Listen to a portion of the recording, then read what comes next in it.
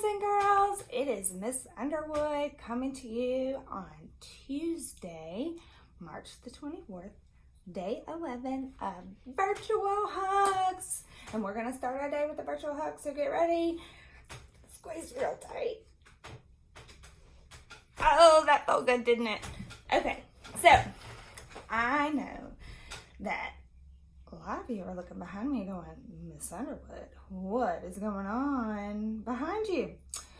So Miss Underwood thought, if we are going to be meeting each other virtually, that it should feel a little bit more like our classroom.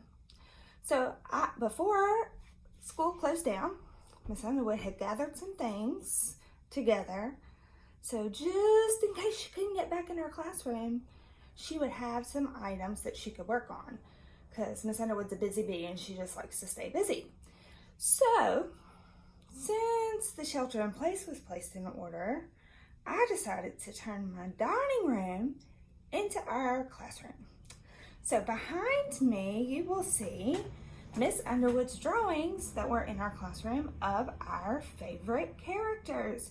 So we've got our Bernstein Bears, and we've got, I think, Piggy and George and Pigeon, and there's David and Biscuit and Pete the Cat, and then there's Fly Guy, because we all love him, and Pout Pout Fish, Splat the Cat, Amelia Bedelia, Curious George, Llama Llama, and our class's very favorite Gingerbread Man.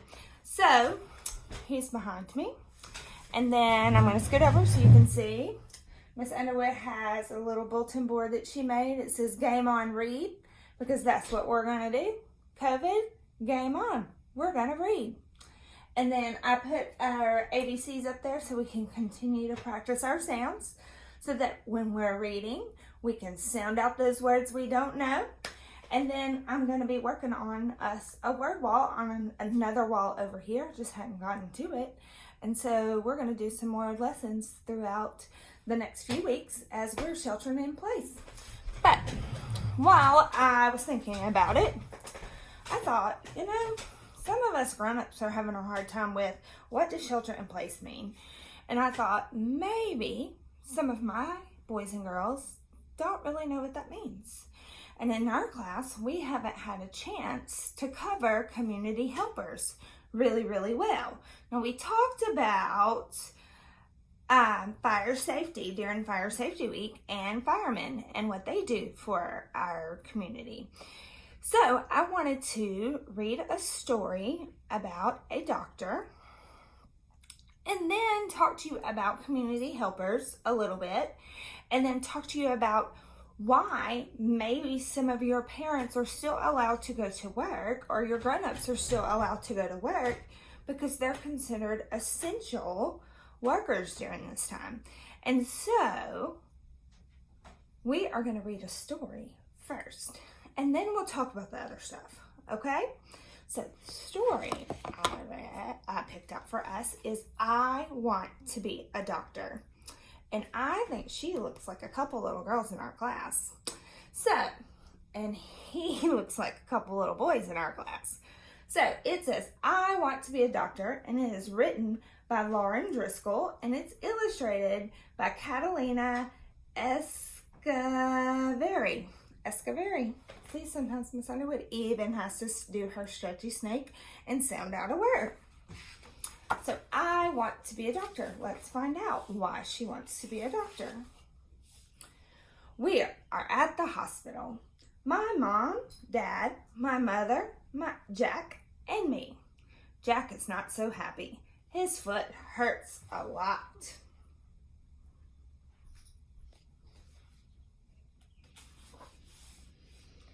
I saw the whole thing.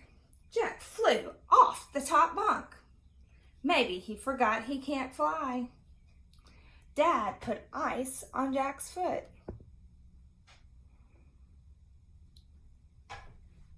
His foot is black and blue. Mom thinks it could be broken. And Miss Underwood, when she was fighting that leprechaun earlier this year over our books, her arm was black and blue, and she knows what that feels like. And Miss Adams, when she broke her foot earlier this year, it was black and blue too. So here we are in the emergency room. It is a busy place. Some people are hurt and some people are sick. It's a good thing doctors are here to help.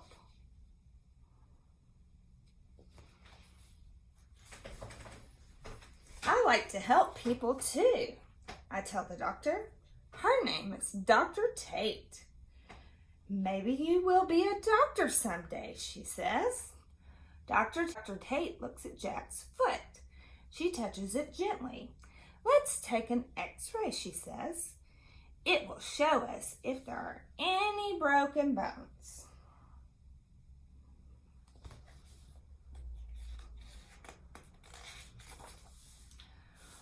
We go to another part of the hospital. An x-ray machine takes a picture of Jack's foot. A man comes to look at the x-ray. Are you a doctor too, I ask. Yes, he says. I am Dr. Dean. I read x-rays, and x-rays are pictures of that's right, the bones. The doctor sees a small break of one of Jack's bones. So next we go see Dr. Jones, a bone doctor. There are doctors just for bones, I ask?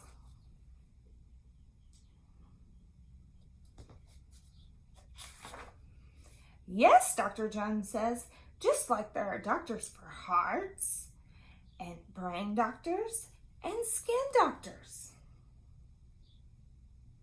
Wow, she's learning a lot about doctors.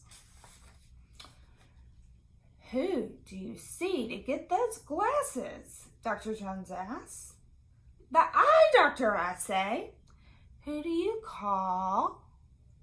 What do you call your tooth doctor? Dr. Jones asks. The dentist, I say. And who do you see to get for checkups? He asks. My regular doctor, I say. Oh, I get it. She's a kid doctor.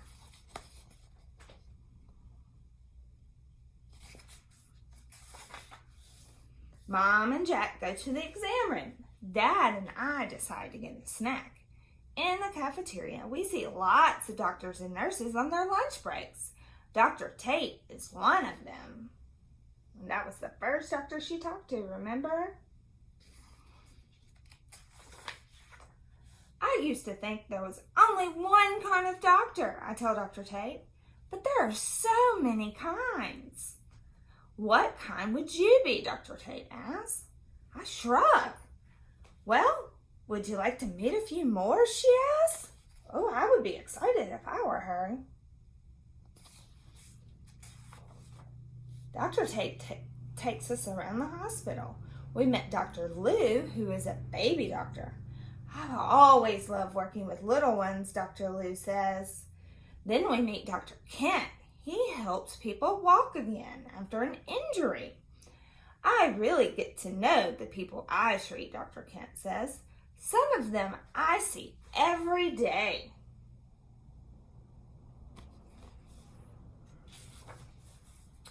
We met Dr. Lopez, who works in a lab. She does tests to see what is making someone sick.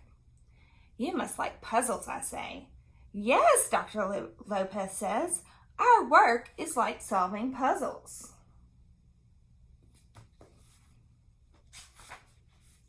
I asked Dr. Tate what she likes about being an emergency room doctor. I meet so many people, she says. Every day is different and busy.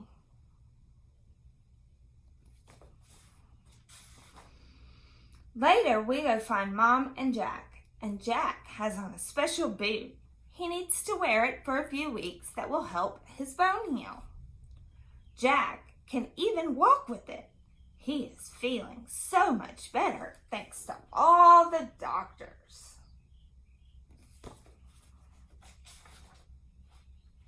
So, in the back of this book, it talks about the actual names of the doctors.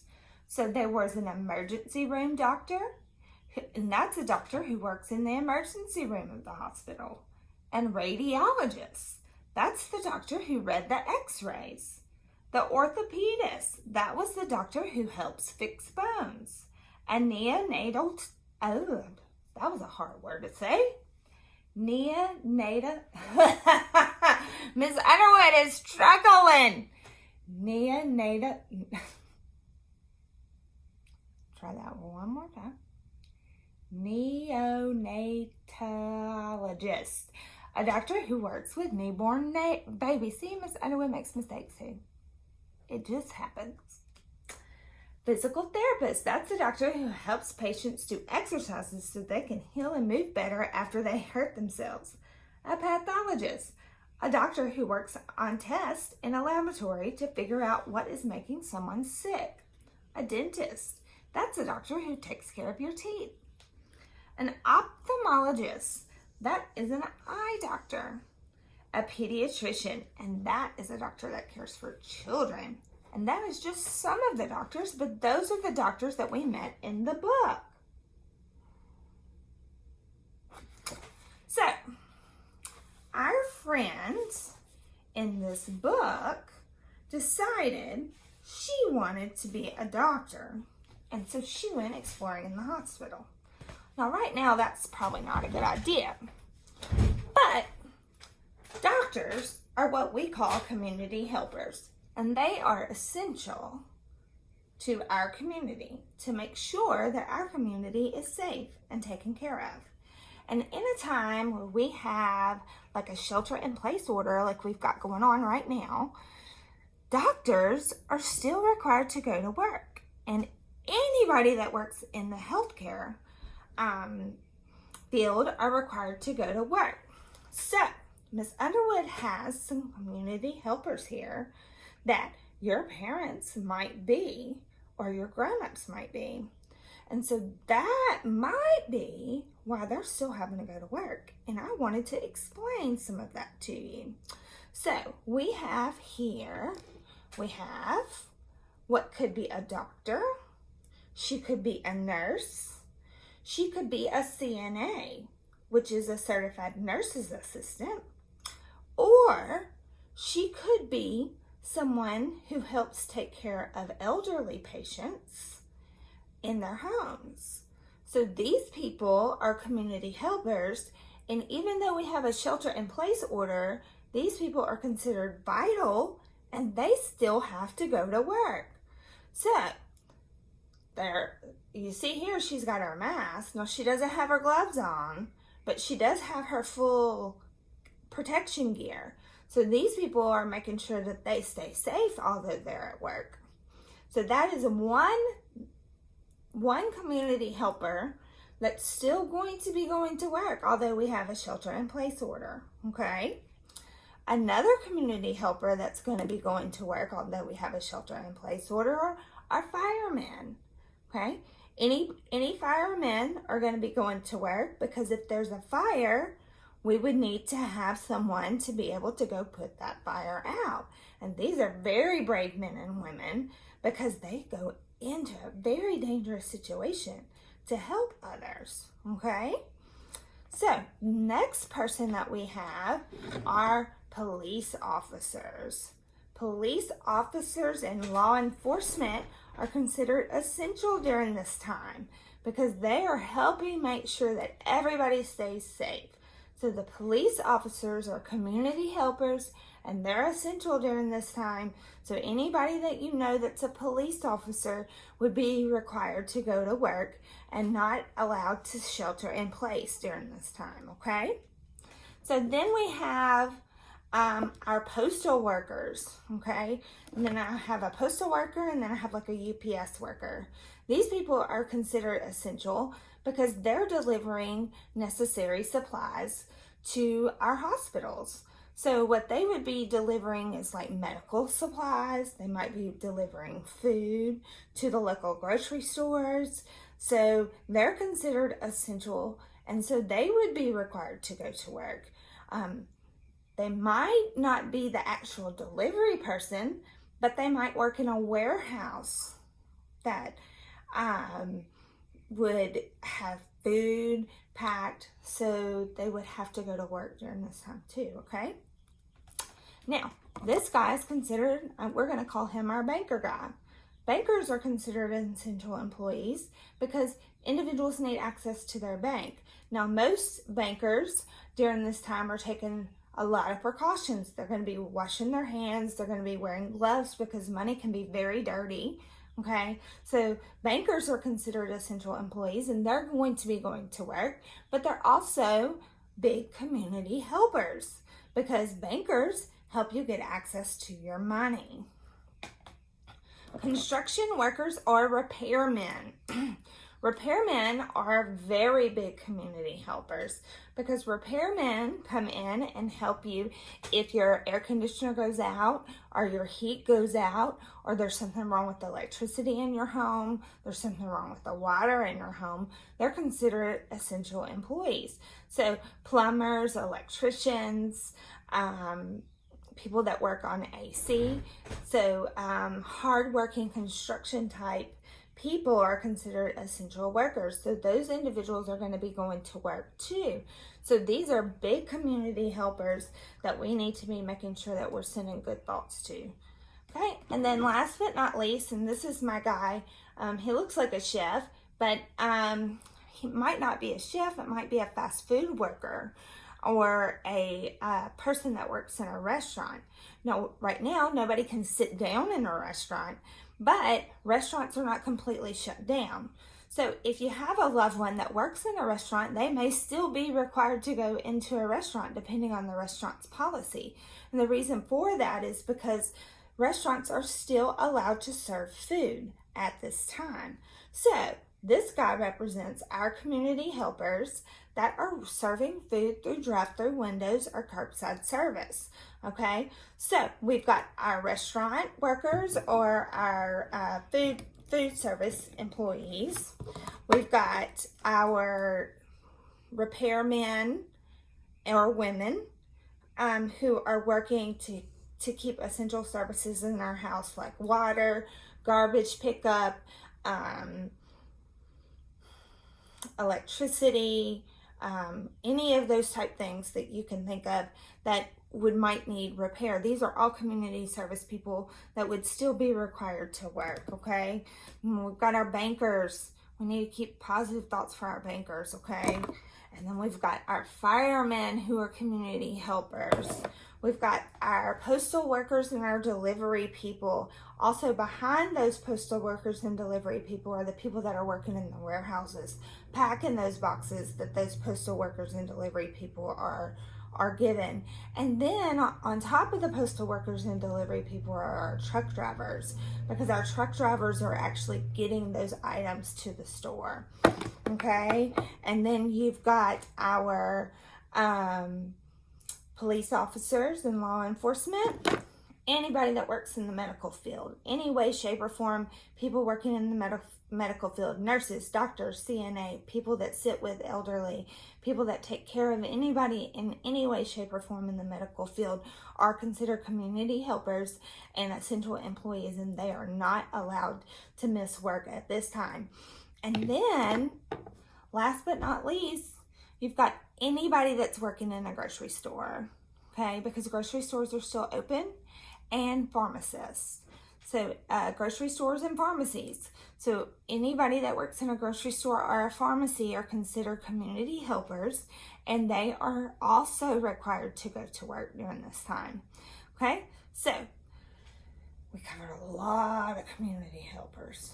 Okay, so what I'm going to do is I'm going to make sure that today I'm sending out prayers and good thoughts to all those community workers that are out there, making sure our community stays safe and has the supplies that they need, and that if anybody gets sick, that they're taken care of. And I would hope that you would do the same. But one thing that you can do today, if you would like, is that you could draw a picture of your favorite community helper. And so we've talked about several. So Miss Underwood is going to recap for you on her whiteboard back here the names of some that we have talked about. And I want to see if you can write me a story about some of these community helpers and how great they are during a time like this. Okay, and then we also talked about postal service or delivery. We talked about fire, fighters. We talked about, what else did we talk about? Think about it. Bankers.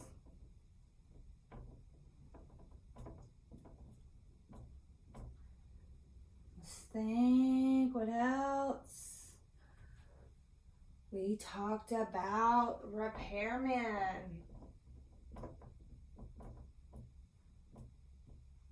Women.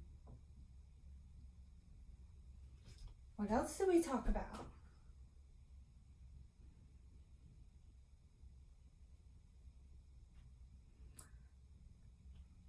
That's right. We talked about food workers, food service,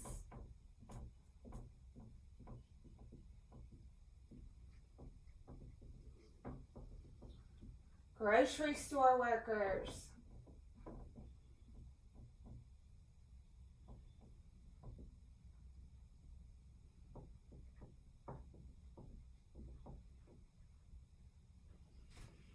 grocery store workers. We've got grocery store workers, we've got our banker, we've got our repairman, we've got our firemen. We don't have our policemen.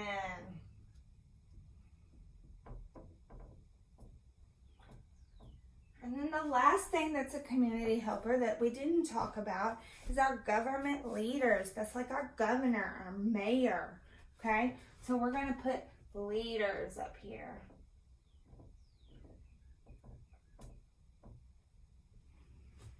Okay, so we've got our doctor covered, and that also includes anybody in the medical field. So that could be a doctor, a CNA, a nurse, could be a person that sits with the elderly. We have our postal and delivery people covered. Next, we have our firefighter. Next, we have our banker. Next, we have our repairman, and we have our food service workers. We have our grocery store workers. We have our policemen, and then we have our leaders. So Miss Underwood's going to bring the camera just a little bit closer so that you can see how all of those are spelled. Okay? And I'm going to leave it there for just a second so you can pick out which one you want to write about. And then I want you to draw me a picture.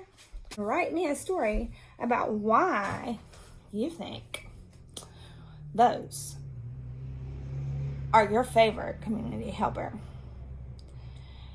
And maybe if you want to be one of those community helpers that we consider essential, why you want to be one of those community helpers when you grow up today. And I look forward to seeing you soon. And I hope maybe this helped you understand a little bit more about why some people go to work and some people are working from home. And if you have any more questions, you can reach me on my cell phone, 318-381-1474. You know I love you from the top of your head to the bottom of your feet. And I cannot wait till the virtual hugs stop and we get physical hugs. But until then, I'm giving you a virtual hug one more time today. And I will see you this evening. Do you hear that? That was a community helper going right by my house. See why that's so essential? And I'm glad we had that lesson. That was like perfect timing. Miss Underwood couldn't have planned that even more. Perfect. So, as I was saying, I love you from the top of your heads to the bottom of your feet, and I cannot wait to see or read. You can have your mom text me or your grown-up text me a copy of what you did today. And don't forget, I want your brains to grow. Read, read, read. Bye.